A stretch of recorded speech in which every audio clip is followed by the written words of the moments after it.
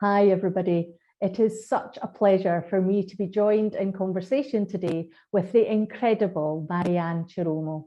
You can find Marianne's biography and all of the information about this session online, but suffice to say it's pretty impressive, with global pan-sector roles in the legal, Big Four consulting, non-profit and big tech industries, ranging from Unlimited to EY and now Apple, all the way through to our own startups focused on health and sport in Zimbabwe. In particular, Marianne has developed significant expertise in how business strategies, underpinned by inclusive leadership and meaningful change, can help you design for dexterity, integrate innovative capability, and ultimately avoid the blind spots that can impede greater business achievement and societal value. So it's these topics and her experiences and approach that we'll be exploring in this chat. So welcome, Marianne, to the Can Do Innovation Summit 2022. Thank you so much, Louise. Wow, what an introduction. I am super thrilled and very honored to be part of this conversation, and can't wait to explore it a little more. Fantastic. Now, before we dive into the questions, let me start. I just want to ask you, as a leader, what's front of mind for you in the work you do with your organizations right now? What are the kind of things that are really making you thoughtful as a leader at the moment? I think what should always be front of mind for anybody, particularly where you're in a position of leadership, a position of influence, is how everybody feels part of what you're trying to do, how you bring everyone onto that journey. Because you know, there's always that expression, if you want to go fast, you know, go alone. If you want to go far, go together. And that's the big theme now. I think, unfortunately, for a very long time, issues around working together, framing how you collaborate, framing how everyone feels a part of a business or part of a vision has been secondary. It's like a part of the thing that you do when you have time, or you know, focus on the making money side of things. It hasn't really been integrated or viewed as a key part. And I think now, with everything that's happened in society, with this massive impetus around societal issues, more leaders are coming round to what I think has always been an imperative for any successful business, which is creating space and bringing everyone along on the journey together. So those are the things that I think are front of mind, because of the impact that that kind of foundation has on the business and its resilience and its ability to grow in a direction that means profit for everybody. Yeah, absolutely. And what do you, in terms of that now becoming more central, and rather than kind of being seen as a kind of a nice to have, which, to be honest, it wasn't that long ago that people would talk in those terms. What do you think's contributed to that shift? Do you know, I think it's still on a large scale seen as a nice to have.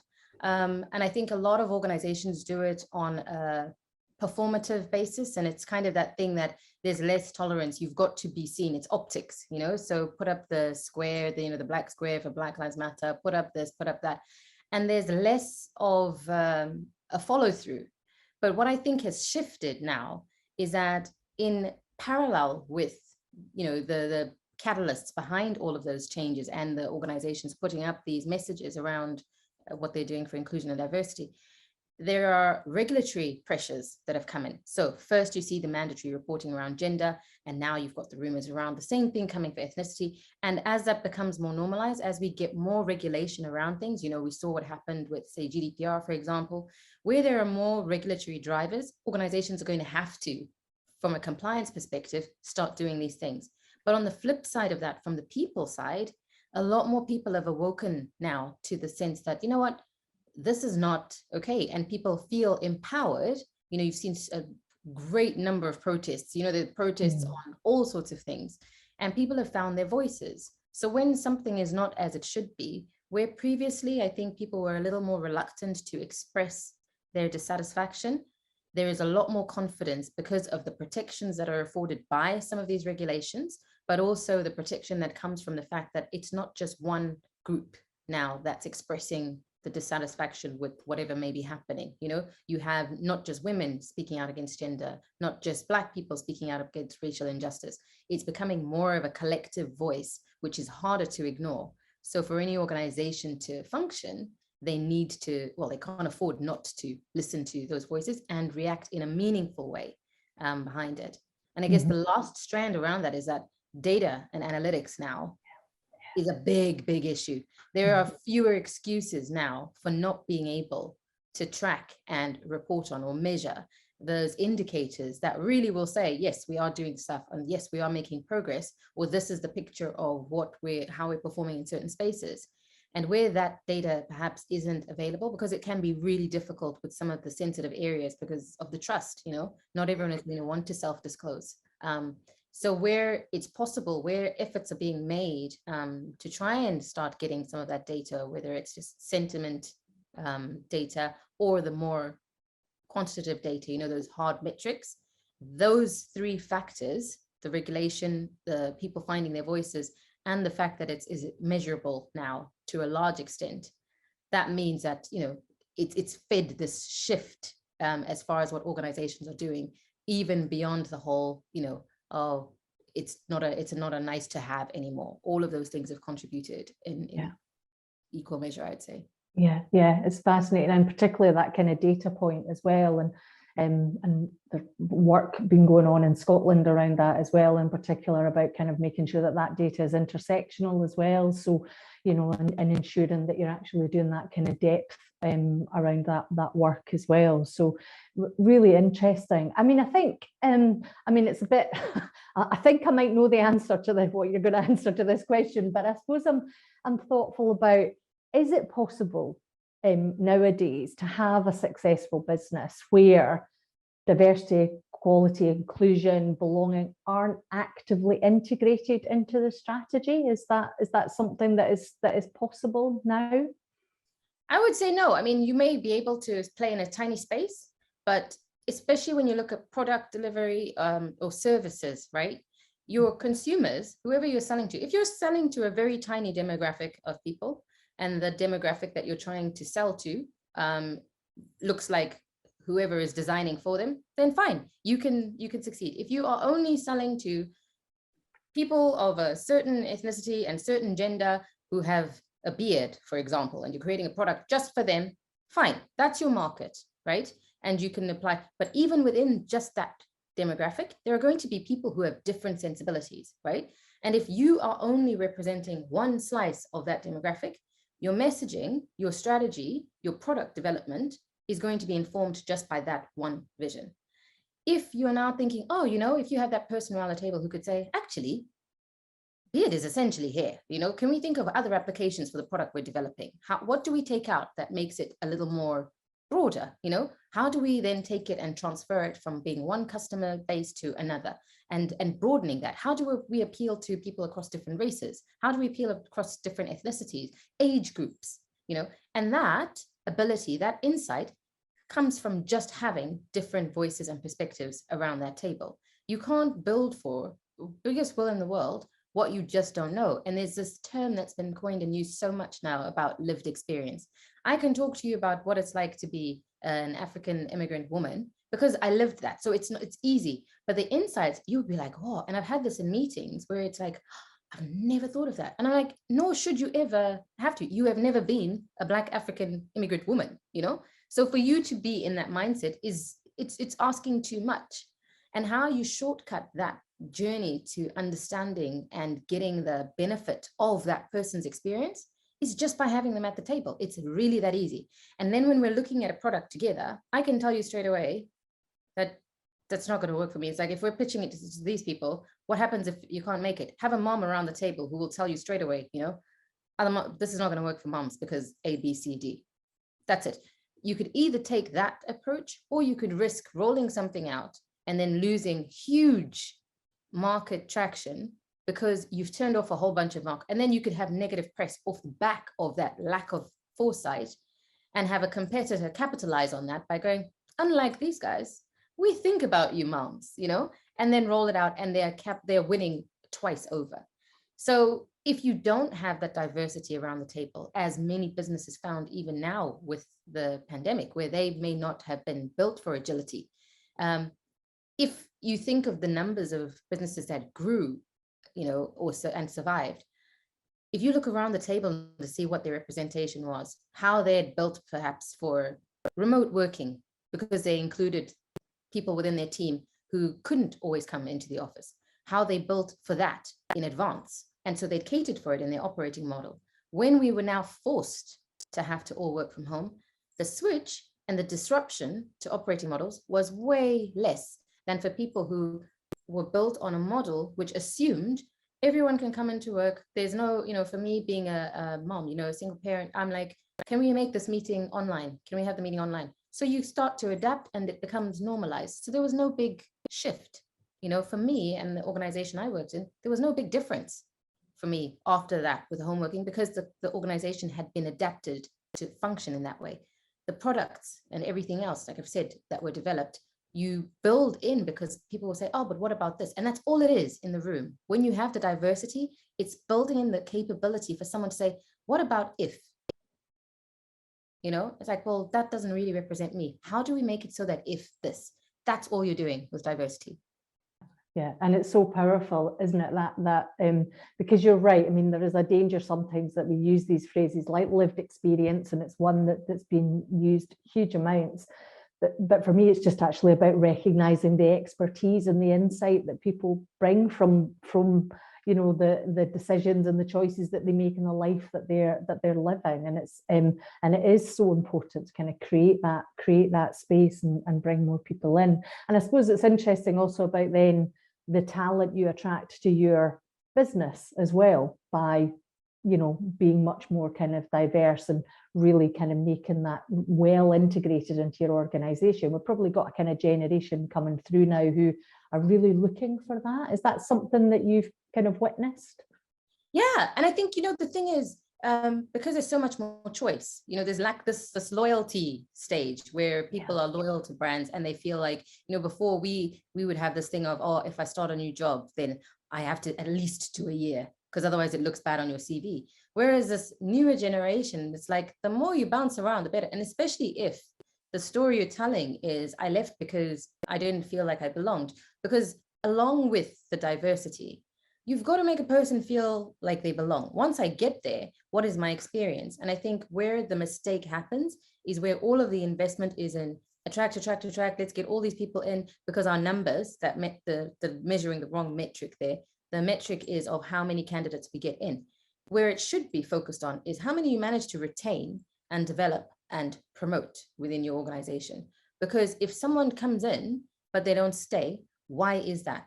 Because if someone is there, or even if they stay, why are they staying? Understand why they're staying. Because people can stay for great reasons. They love what they're doing. They get to do, incredible work. They're excited. And so they're bringing their best selves to the table. Or they can stay because, I've been here for so long already. So, it's just too much hassle to leave. Now, you're not getting the benefit then of the diversity as an organization, because that person is uninspired, potentially uninspired, and is just coming in because, it's a crisis situation, maybe in there's a pandemic or whatever it is. People stay for different reasons. So you want people to stay because they're enjoying what they're doing, they're loving their work, and they're bringing their best, because that's the whole point. Otherwise, you don't get the benefits of diversity. So beyond just bringing numbers in through the door, what you want to do is look at the experience of those people who are different and who may be different to who's there already, and what they are experiencing. So what are your processes that are around? How do you manage that talent? How are the people who have already been there equipped to be able to recognize that actually I'm so used to managing people who look and sound and think like me. How do I manage and recognize the talent in this person who is completely different? That could be someone with any visible difference, whether that's race, whether that's religion, whether that's with a disability, or it could be something that is an invisible difference. We've got to build for all of them and accommodate all of them, so that regardless of how someone shows up, they're able to feel, this is my space, I am wanted, I am welcome, and I can thrive here. Because then they do their best work. Then they feel free to say, how about if, you know, they feel empowered to speak up, even if there's a room in there where, you know, I'm one of the only women there, because the organization may be on a journey. Diversity doesn't happen just like that. So even if I'm the only woman in there, even if I'm the only Black person, even if I'm the only person in there with a visible disability, I should still, in the right environment, be able to say my how about if. It's like, actually, I don't think that will work because this. And that is where you start to get the benefit. Otherwise, if I'm going to be there, I'm making up numbers, but I don't actually speak because I don't feel comfortable, you're not going to get that insight. You're going to roll out that product or service in the same way, and it's going to fail, despite the fact that you had someone in the room. Yeah, absolutely. And that, I love that kind of the power of how about if. That's just such a great kind of thing. And I mean, and you talked about that kind of that journey to diversity. And I suppose it just brings me on to the kind of next area I want you to explore, because, you know, with all the will in the world, to go from not having any diversity, equity, or inclusion mechanisms in place to actually having something robust and deep where you've done the work, you know, it might require financial investment or the commitment of resources. That could be people's time or whatever, that some smaller businesses might struggle to think about. I mean, not everyone can offer competitive packages that some organisations are now, you know, putting towards building more diverse teams. What's your reflections for SMEs, given they make up the vast majority of businesses in Scotland and in the UK? Yeah, that's a really, really good question and a very good point. Because even now, when you see in the market, there was an article where there were salaries like crazy, you know, for newly qualified lawyers, and it was like £160,000. But it's that for the diverse talent, everyone is making this scramble. And I'm like, you know, that confluence of pressures for reporting, because everyone will put out their annual reports, and now I think you've also got the regulatory drivers, you know, so you've got the pay gap reporting is coming out, so it's like reporting season coming up, and the scramble is on to try and be able to reflect that. But not, like you very rightly said, not every organization is going to be able to compete in the same ways.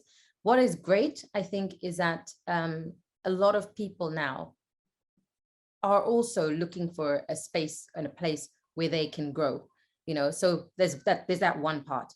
Fewer people are looking at, you know, with the larger organizations where they may not get the flexibility. It may be a little faster pace of an environment where you're thinking, you know what, I actually could do with somewhere where I could grow with that organization and have a bit more impact and voice and help to be part of that journey. There are definitely people who are out there who are looking for that type of setup. The more that organization can reflect a culture and a setup that is inclusive, and I can say, do I want to go somewhere where the leadership team looks nothing like me? Or can I want to go somewhere where actually I'm going to have a voice, I have a chance to get up the much shorter ladder, you know, between where I'm starting and leadership level, you know, and there are steps that I can see to get to that point. You know, those are now very real options. But as far as that SME trying to get that diverse makeup without being able to hire in consultants and all of that, there are shortcut ways that you can still try and, you know, make sure you're getting the benefit of diverse insights. Talking to other organizations, for example, there are so many small charities, there are small advisory boards, there are loads of organizations who would be happy to say, look, we're trying to design a product for this. So use them almost for consultation purposes and be upfront and say, you know, we are a small organization. We're trying to go up in this space. We're trying to build this product. We would love if you guys could do, what do you call them? You know, when you do, you have groups of people who just check on, test out a product, try out a product, focus groups. Yeah. So focus groups. So you use those focus groups. You go out into your target communities even as a mechanism. And that is your connecting in with broader demographics. Try it out, get out there and hear from people who you're trying to influence and who you're trying to serve with what you're building, and hear directly from them whether or not this is actually something that they want or need, or if it's been designed in that way. So by not having the diversity with it, like in-house for that, you can still get some of those insights from outside that you can capitalize on. And yes, you'd be like, you know, you're getting stuff for your product development. As that product develops and you think of your corporate sustainability side of things, you remember then and you acknowledge what that community did in helping to inform the design of this thing that catapulted you into a ginormous, successful business. So you can still, build in those, do small things and say, look, we don't have the funding or finance to be able to do, like, to hand out all these free goodie bags to everybody to say thank you for your insights. But what we can do is that as we start to do this and this, go back to that community, make a donation to an area, work with a community fund or something, find these partnerships, meaningful partnerships, with schools, with community centers, with any of those organizations, and work with them in that way. It's a great win because it's meaningful and it means that you're serving them, but it's also good from a brand perspective, from a commercial perspective, when they're thinking about, or when they see finally on the shelves or online or whatever it is, your product against another one, they've built an affinity with your product. There's a relationship that's there. So you've got that brand recognition. So commercially, it makes sense, but from the business research side, it makes sense as well. And then just from a societal impact and that integration and building relationships with community, it makes sense as well. All of those things are things that you can do as a small business and should be doing even as a larger business as well, as part of your product development strategy. Yeah. And it is that, as I say, I really like that sense of also not kind of saying, waiting for a community to come in, because actually it's about going to with a kind of, open heart, open hands kind of model, and kind of saying, we actually want to have that conversation. It's quite interesting because obviously the IOD is about great governance and purposeful leadership. That's the kind of role we do. And I was talking to someone recently who said, what we wanted to do was to do the right thing. And in seeking to do the right thing, we ended up being very inclusive, working on our diversity and so on. It wasn't that we had to find lots and lots of money to then do diversity. It was actually, we wanted as an organizer, as a business, to do the right thing. And that led us here. It was a kind of almost a natural process for them, which I just thought was a fascinating way to think about doing that. And is it, again, we've woven in and out of this, I think, in our conversation, but is it enough to just have more people from diverse backgrounds within the organisation as a way of securing the kind of benefits that we've talked about? You have talked about that kind of broader engagement, but I suppose it's that balance, isn't it, about internally and also then within stakeholders, customer base, or even supply chain. Actually, that's maybe something that we've not explored, is thinking about the power of the supply chain as well. So what's your thoughts around that, Marianne? Yeah, I think when you are doing this, I think one of the issues and the challenges that we've had is that diversity has been badged as this separate thing that you put over there. And almost the fact that we've now put this label around this practice and put it into this bundle of things, DIB, IND and stuff, it means that it can be separated out from what would essentially be good business protocol, good business activity, and the sensible way of running an organization. But now when we look and think, if you try and integrate everything into how you work, then you would never leave diversity and inclusion out from your expectations when you're engaging with someone else. You would be looking out for that. And inherently, because your brand would be so strongly aligned with that, everything that you represented, everything that you did, the products that you developed, the way your people turned up. So if there was a presentation or whatever, your adverts that you see on, creative media is so powerful. Everything about your brand would say, this is what we stand for. So anyone wanting to engage with you, even from the supply chain perspective, would have that, this is what their brand alignment is. We need to come at a certain level with our own inclusion and diversity story and messaging for us to be able to engage. And I think for an organization that is truly embracing the concept and it's not even a concept, it's integrating it into their DNA, really putting it into how and who they are, they would not be able to do business with any organizations that didn't have that same value set, that weren't evidencing it, like to take a look and see, let's take a look at your board. And what's interesting is on LinkedIn, just ahead of Martin Luther King Day, the number of people who are making posts and saying, we don't want to see any companies putting up posts about MLK Day unless, you know, you are doing something. Say, because we will go to your leadership team page and we will take screenshots and we will post them on here. So please don't. And that level of accountability and transparency and authenticity pretty much is what is now being demanded. So the more an organization is authentic in its commitment to striving for that end game, you know, that's what gets measured. That's what people are asking for a lot more now.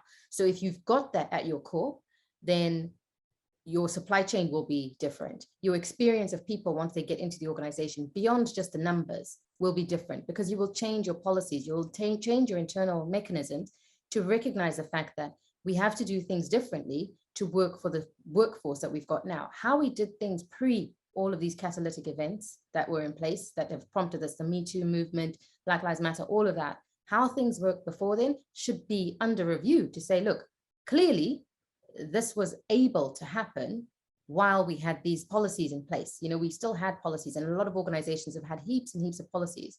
But when you look at what's happened since MLK, you know, that great march, 1963, up until 2020, you know, where you had another march, you know, for Black Lives Matter off the same issues, you've got to think to yourself, how much change has there really been? And if we carry on doing just that top or surface level engagement around and activation around diversity and inclusion, we're not going to see the fundamental and foundational changes that will mean that this becomes normalized and just integrated into how businesses operate. So by being more demanding around who we engage with, who we will do business with, asking those questions, especially for those with greater brand power and who are in a stronger position to be able to command those and drive those conversations, I think that responsibility will trigger a new normalization and a new, you know, standard for what organizations should do, how they should act, and where other organizations should aspire to be. Yeah, absolutely. And it's that, you're right, that authenticity, I think, and is key. It's quite, you know, people that I kind of work with get a bit bored when I'm talking about this stuff, because I always kind of go, yeah, but it's actually about doing the work. You have to do the work. It's not just saying, oh, well, we'll put some new targets. You have to really commit. And I suppose I'm thoughtful, just as we're coming to a close, we've got a couple of minutes left, Marianne, but what's, I mean, you mentioned there about the kind of the boardroom as well, and those that are in kind of leadership positions. And within business organizations, social enterprises, really no matter the sort of size, there are those in leadership positions, there are those that have power and influence. What would you call on them to be doing? What would your kind of message for those that are in those leadership positions and around the boardroom table in organizations be around this? Oh, that's a big question. Gosh, you know, whenever I'm in those rooms, every one of us is either affected directly or could be by at least one of the different, you know, these groups that we are advocating and lobbying for. And unfortunately, for a lot of people, we wait until it affects you directly before you get involved, you know, or before you activate around an issue. I would love for those in leadership to just take a moment to step into, you know, like unlock that empathy. You know, there's been a lot of talk about empathetic leadership. And there's a reason for that. It's because when you put yourself in the position of, like, imagine if I was not allowed, you know, all the things that I'm able to do. If suddenly all the things that make me who I am were a barrier just by the fact that I am that thing, how would that make me feel? You know, if people look to the people who mean the most to them, and then spot the things that make them different to themselves, you know, whether it's a little girl, whether it's a relative with a disability, someone who's from the LGBTQ community, just think, how would that person cope? How far could they go in my organization? You know, yeah. If your son goes and marries someone who is from a completely different race or ethnicity, if your daughter came and told you that, actually, you know what, I am transgender and I've decided to embrace who I am, how would your daughter's experience be managed in your organization as it stands now. Yeah. You know, so if Yeah. you think of the people nearest and dearest to you, and if you put them into the scenarios, and it's totally possible, this is the thing, you know, for me, I have a son, and he could say, oh, Mum, you know, I'm gay. I want to be in a space where I can confidently and comfortably say, you know what, this is a great place to work. They are so inclusive. This is wonderful. I would have no concerns. But would anybody put the person that they love the most right now into these organizations and feel confident that they would have absolutely no barriers to their progression and to their happiness and to their success? And if everyone in the boardrooms, everyone in leadership teams right now can honestly ask themselves that question and give an honest answer, then I think we would see a huge shift in how those activations would take place. Amazing, amazing. It's great. Thank you. I love leading with empathy, always one of my favorite topics as well. So that's just been an absolute joy. I mean, this conversation and the topics that we've explored together could have gone on for a lot longer for sure, but time is against us, so we'll need to leave it there. But so many powerful takeaways for our audience from your incredible experience and expertise, Marianne. So much to think about and critically act on with empathy. And we all need to do the work on diversity, equity and inclusion, as is my mantra. But a huge thanks once again to you for sharing your insight and wisdom.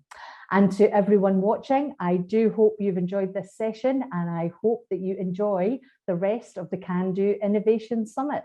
Thank you. Thank you so much for having me.